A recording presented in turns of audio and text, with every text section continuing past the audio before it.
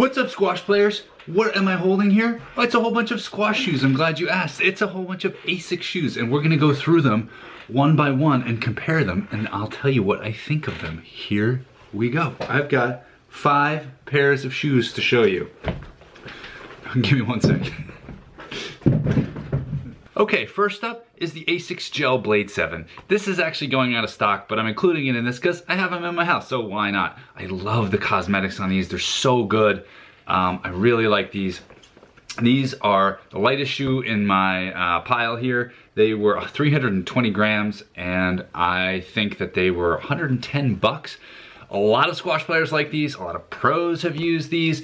I had a problem with them, which is that my grip, the grip of the shoes wasn't good enough. I slipped repeatedly, and I even said I wasn't going to use them, and then I tried them again, and then I slipped and I hurt myself. I actually just scraped my knee a little bit. It wasn't too bad, but it's just a reminder that for me, these didn't work. I think someone pointed out, Mark, I think, in a comment that the heel is pretty small. Let's just compare it to one of the other shoes here, the Asics Gel Tactic. You can see the Tactic just has a slightly bigger heel. It sticks out. It sticks out further, and so I think that comment was right. I think it's just a smaller heel, and it just kind of depends on where you place your weight. I like to, I guess, go in on my heel, and I slide out. So, so I've been using these for pedal instead, which has been nice. These are. I'm going to go over here now. Oh, about the blades. I said they're going out of stock. I think the Gel Blade 8 is coming in. I mean, I know the Gel Blade 8 is coming in. I just don't know about the availability of that yet, and I haven't tried it out yet. So that'll be one for a future review. So subscribe if you want to see more Asics shoes and more brands, more everything. Okay, next, the next on the weight scale are the Asics Gel Fastball 3. Asics Gel Fastball 3. I haven't even tried these on court yet because I've been waiting to do this video. And the reason, I just wanted to keep them pristine for the video, and also maybe try them out in some practices before using them in a real match. The Asics Gel Fastball 3, I already own a different pair in a different colorway. This is my favorite squash shoe right now. This is, these are about 340 grams. It's quite light. Like the Blade, quite low profile, low to the ground. These were, I think, 140 bucks, and I had to order them from the Netherlands, I think. There's one colorway that's available in the US, which you can get. They're a little hard to come by. You got to do some sleuthing. Below this video, I'll put a link to my list of best squash shoes, of which a few of these are on it. I didn't put the Blade on them, even though a lot of people like them. I just couldn't really recommend it, knowing that I was worried about hurting myself. But actually, those are pretty good shoes, and a lot of people like them. Fastball is my favorite, especially this colorway. I mean, come on, look at this black and red. All right, we can move on from that. Next, we have the Asics Gel Rocket, 350 grams, so 10 grams heavier than the Fastball 3. Where are you? There they are. These were a redesign compared to the Gel Rocket 9s. These are quite good. These are only $70, so they are on the inexpensive side. The only court shoe that Asics has that's less than this, I think, is the, well, there's probably 2. There's the Asics Gel Further Up. I've got a video about that. I don't know if Asics is gonna focus on making those or not. But the lowest price one is usually called the Up Court, which I'm gonna buy a pair of those and test them out. So I'll probably have to do an even bigger Asics roundup once I get those, but I don't have them, and I just wanted to do this video now.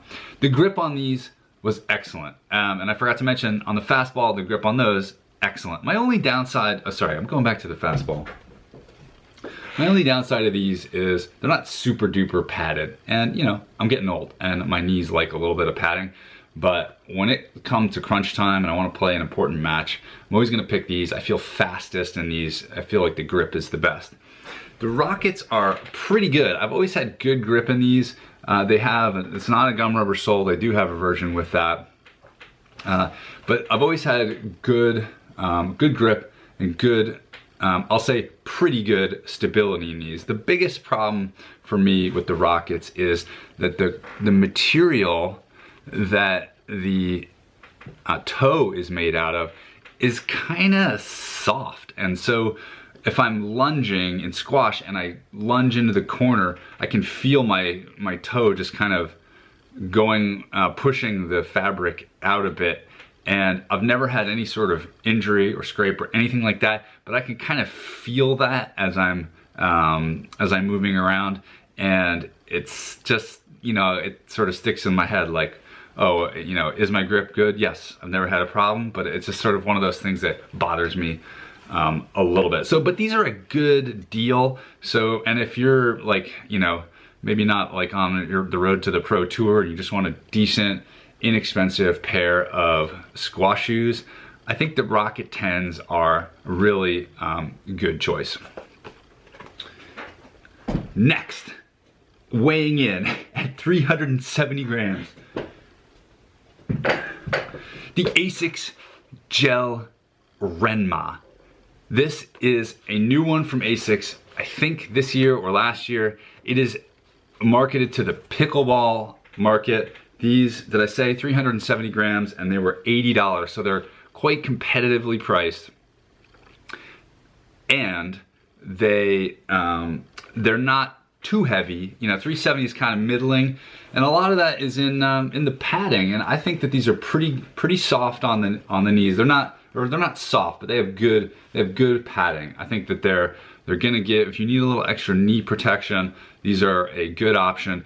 They're, like I said, made for pickleball, but I've tried them on the squash courts and they were perfect as far as grip, and you know, maybe as far as stability, just because they're a little higher off the ground with that extra padding. It's a plus and minus. You get better protection for your knees, but you just don't feel quite as close to the court as the Fastball and maybe the Rocket. I still rate these really highly, and I'm kind of torn between recommending these versus the Rocket. I think they're both really good options, and it kind of just depends on what you can find. My only criticism of these really is and it hasn't been a problem yet, but they're not very breathable here in the toe, and I think that they will not air out well over time. They might get stinky. And the toe box also felt a little bit narrow, although after I was trying all these on back to back to back, I really came to think that this is pretty much a standard Asics sizing, which is they tend to be narrow. None of these are great for people with wide feet. And weighing in at 405 grams, the Asics Gel Tactic 2022 model. Why do I specify the year? Because they have had this shoe in their lineup for years and years and years, and they keep changing it, and this is a new version that's different in 2021, 2022. Here it is. So as I mentioned, they're heavy, the heaviest in the lineup. They feel a little bit bulky, but they're also kind of the best for padding, I would say. These were $100. The build quality of these is quite nice. They're just nice little touches all around. So this is the option you would want to go for if you just want the most knee padding, but that means that they're a little higher off the ground and a little less speedy. So that's kind of the trade-off. I also had a minor kind of grip issues with this sole. I never had anything like with the Blade where I would slip and kind of scrape my knee or anything like that. Just sort of minor stability issues with the sole. So these are not for your kind of top level juniors or people who are, you know, really A+ squash players. Although that said, you know, I have a couple friends who are, you know, definitely A players, and they play with these and are happy with them. So, but that's just my opinion is I would go for these more if you want the extra padding. What else can I tell you? I've done individual reviews of all of these. You can check them out if you want more details on them all. One thing I'll mention is that they all have removable insoles except for the Asics Gel Rocket.